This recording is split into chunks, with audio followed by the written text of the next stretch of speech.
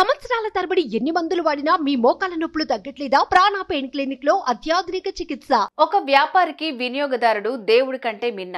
వినియోగదారుడు మన మీద ఆధారపడి ఉండడు, మనమే వినియోగదారుల మీద ఆధారపడి ఉంటాం అంటూ జాతిపిత మహాత్మా గాంధీ చెప్పిన మాటల ద్వారా ప్రభావితమయ్యారో, స్వతహాగానే రామోజీరావు అలాంటి భావజాలంలో ఉండేవారో తెలియదు. కానీ మొత్తానికి ఆయన ఏ వ్యాపారం చేపట్టినా వినియోగదారుడి ప్రయోజనాలకే అత్యంత ప్రాధాన్యం ఇవ్వటమే ఆయన వ్యాపార విజయానికి బాటలయ్యాయి. అందుకే అన్నదాత పత్రిక ప్రారంభంతో మొదలుపెట్టి ఈటీవీ, ఓటీటీ దాకా ఆయన చేసిన ప్రతి వ్యాపారం అనూహ్యమైన విజయాలను చవిచూసింది. ఒకదానికొకటి సంబంధం లేని వ్యాపారాల్లోకి దిగిన ప్రతి బిజినెస్ ఆయన్ను సక్సెస్ బాట వైపే నడిపించింది. ఆ క్రమంలో లక్షలాది మంది యువత ఉపాధికి బాటలేసింది, వేస్తోంది కూడా. ఇంతకీ రామోజీరావు ఏమేం వ్యాపారాలు చేశారు? క్లుప్తంగా తెలుసుకుందాం.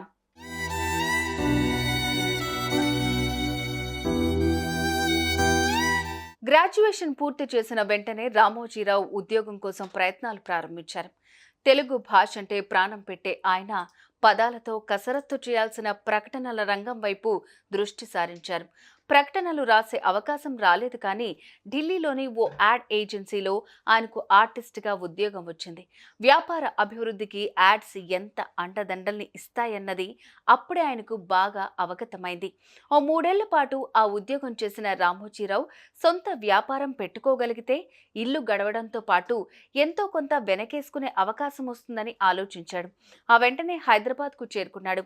రైతు కుటుంబంలో పుట్టడం వల్ల వ్యవసాయం అంటే ఆయనకున్న ఇష్టం వారి కష్టాన్ని తీర్చే అక్షరం వైపు లుక్కేసేలాగా చేసింది.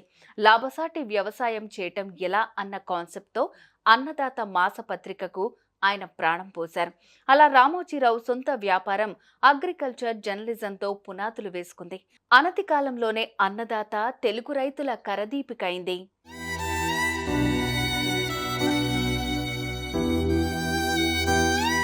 తన మొదటి ప్రయత్నం ప్రోత్సాహకంగా ఉండడంతో ఎలా తట్టిందో ఏమో, ఓ వైపు నుంచి వడ్డీని అందిస్తూ మరోవైపు అవసరం అనుకున్నప్పుడు సొమ్ము చేతికి అందించగల చిట్ ఫండ్ కంపెనీ ఆలోచన మనసులోకి వచ్చింది. అయితే కొద్ది రోజుల పాటు రీసెర్చ్, ఆ తర్వాత పక్కా ప్లానింగ్తో మార్గదర్శి చిట్ ఫండ్ సంస్థ ఏర్పాటైంది. ప్రారంభంలో కొద్ది రోజుల పాటు సొంత చీట్లు నిర్వహించిన రామోజీరావు కస్టమర్ల సంఖ్య పెరగడంతో ఓ 2 ఉద్యోగులను ఏర్పాటు చేసుకున్నారు. పాడుకున్న వెంటనే సొమ్ము అందించడం, చెప్పిన మాటకు కట్టుబడి ఉండడంతో మార్గదర్శి చిట్ ఫండ్ కంపెనీ కొద్ది రోజుల్లోనే 10 మంది నోటిలో నానేలాగా చేసింది. 2 ఉద్యోగులతో ప్రారంభమైన ఆ వ్యాపారం 3 చీట్లు 6 పాటలు అన్న తరహాలో అనూహ్యంగా పెరిగి ఇప్పుడు తెలుగు రాష్ట్రాలతో పాటు దేశమంతా వ్యాప్తి చెందింది.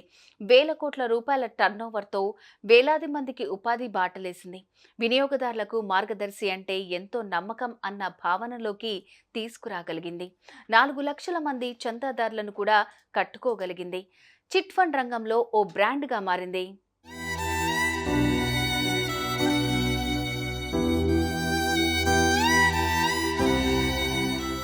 ఇదే సమయంలో ప్రజాస్వామ్యానికి ఆయువు పట్టయ్యాయి. సామాన్యుడికి అండగా నిలబడే సత్తా ఉన్న రంగం ఒక్క పత్రికా రంగమే అన్నది ఆయన మనసుకు తట్టింది. సరిగ్గా 48 ఏళ్ల క్రిందట ఈనాడు దినపత్రికను ఆయన స్థాపించారు. అప్పటికి పత్రికల్లో రాజకీయ వార్తలే కాకుండా సామాన్యుడి కష్టాలను, యువతకు స్ఫూర్తిని, ఆడబిడ్డలకు సాధికారతను, బాలల విజ్ఞానాన్ని పెంపొందించే అనేక వార్తల సమాహారంగా సామాన్యుడికి అర్థమయ్యే భాషలో ఆయన వార్తలు అందించేలాగా ఆయన చేసిన ప్రయోగం తెలుగు జర్నలిజంలో ఓ కొత్త బొరవడిని తెచ్చింది. ప్రకటనల రూపంలో సంస్థకు ఆదాయం తేవటమే సమాజాన్ని ఉత్తేజపరచడంలో అద్భుతమైన పాత్రను పోషించింది. అన్యాయాన్ని అడ్డుకుంటూ అసలు సిసలు పాలకులను ప్రజలకు అందించడంలో కూడా కింగ్ మేకర్ పాత్రను పోషించింది. దేశవ్యాప్తంగా తెలుగు జర్నలిజానికి గౌరవాన్ని ఆపాదించింది. పల్లె పల్లెన వార్తా ప్రవాహాన్ని పారించింది. ఈనాడు గ్రూప్ సంస్థల్లో నంబర్ 1గా నిలిచింది.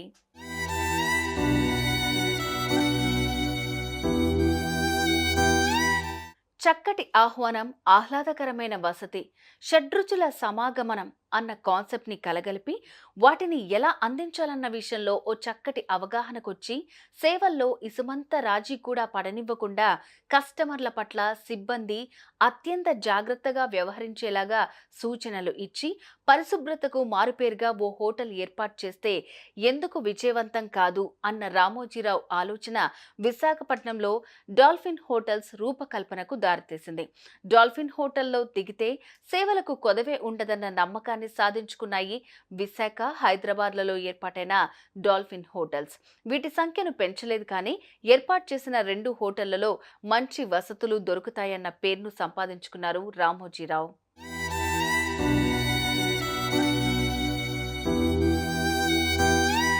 కూడు గూడు గుడ్డ అన్న నినాదాన్ని తరచూ వినే రామోజీరావు హోటళ్ల ద్వారా మొదటి 2టిని అందించి సక్సెస్ అయ్యారు.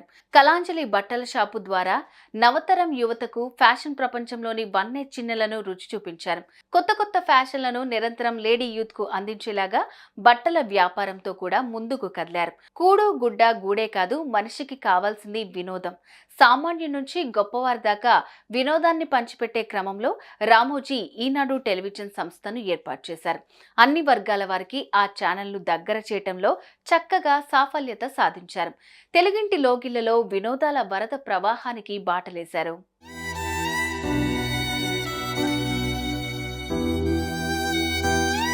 ఆ తర్వాత ఈటీవీ 2 పేరుతో 24 గంటల వార్తా స్రవంతి ప్రారంభమైంది. గల్లీ నుంచి ఢిల్లీ దాకా, అమలాపురం నుంచి అమెరికా దాకా ఎక్కడ ఏ ఘటన జరిగినా క్షణాల్లో దాన్ని దృశ్య వార్త సమాహారంగా మార్చి ప్రేక్షకులకు అందించే ప్రక్రియను విజయవంతంగా చేపట్టగలిగారు. అదే క్రమంలో తెలుగు భాష పరిమళాలను నేటి తరానికి దూరం కాకుండా చేసేందుకు తన వంతు కృషి నిరంతరాయంగా కొనసాగిస్తూనే ఉన్నారు. ఇలా చెప్పుకుంటూ పోతే అటు ప్రియా పచ్చళ్ళు కావచ్చు, ఉషా కిరణ్ మూవీ సంస్థ ద్వారా ఆయన తీసిన సినిమాలు కావచ్చు, మయూరి పేరుతో ఆయన చేపట్టిన సినిమా డిస్ట్రిబ్యూషన్ సంస్థ కావచ్చు, ప్రతి ఒక్క వ్యాపారంలో క్రమశిక్షణకు, నమ్మకానికి పెద్దపీట వేస్తూ ఆయన సాగించిన వ్యాపార ప్రస్థానం అపజయం అన్నది లేనే లేదన్నంతగా రామోజీ గ్రూప్ ఆఫ్ కంపెనీస్ ను తీర్చిదిద్దగలిగింది.